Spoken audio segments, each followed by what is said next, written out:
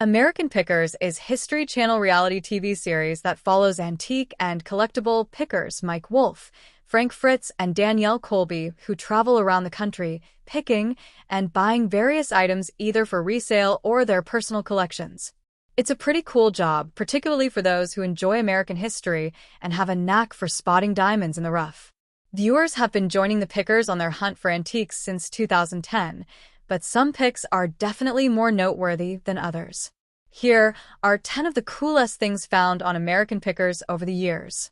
It doesn't get much cooler than finding original Yoda prototypes used for the first Star Wars film, even for those who aren't a big fan of the movies.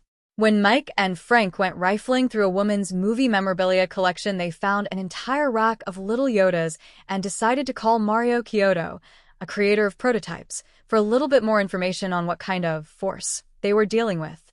After speaking with him, Frank and Mike agreed to pay $6,250 for Yoda. Good deal that is, particularly for Star Wars collectibles. At the beginning of this particularly quirky episode, the pickers visit a taxidermy hoarder and buy a massive elephant head for $9,500. Soon after, they're told that Jack White, formerly a member of the rock duo White Stripes, might be interested in acquiring the elephant head. Why? If you'll remember, one of White Stripes' most popular albums was named Elephant. In the end, Jack and the pickers worked out a deal in which the singer-songwriter paid $6,000 for the elephant head and gave Wolfe $6,000 in antiques to make up the difference, including an old photo booth and jukebox. Mike Wolfe described his acquisition of a custom Von Dutch XAVW motorcycle as the Holy Grail back in 2012, and it certainly looks impressive. The bike is a one-of-a-kind creation built in 1966 using both Harley and Volkswagen parts, and the pickers, unbelievably, found it sitting in a barn where it had been abandoned for decades. A complete Von Dutch motorcycle is rare indeed, so Mike didn't waste any time.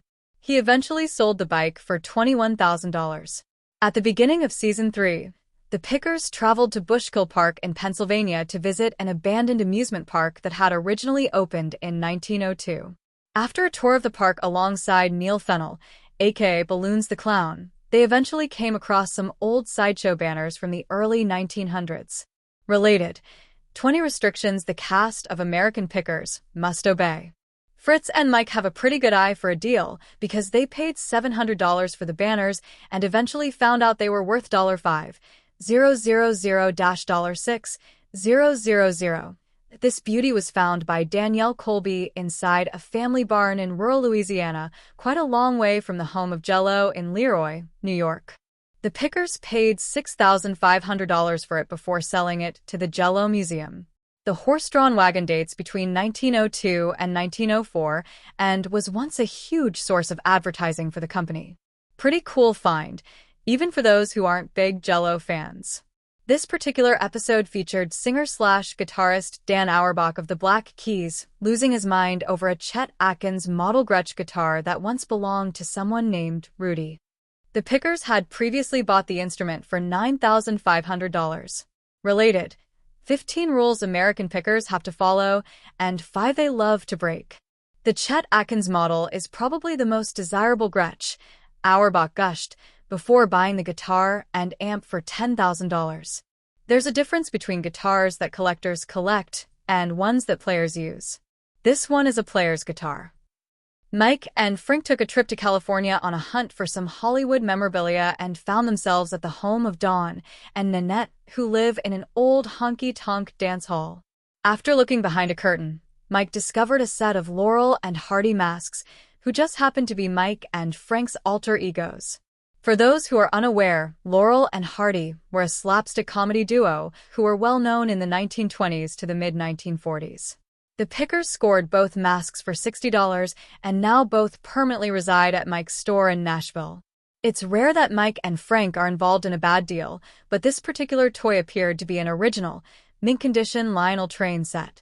The man they bought it from had saved every single toy he had received during his childhood, and his Lionel train cars dated back to 1931, known to be the finest Lionel ever produced. Unfortunately, Fritz paid $8,000 on a sneakily restored set that contained replaced parts. In the end, It only sold for $3,400. Ouch.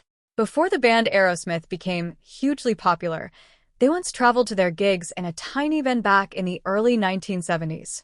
Sure enough, the Pickers managed to locate the 1964 International Harvester Metro on the property of a Chesterfield, Massachusetts resident after 40 years.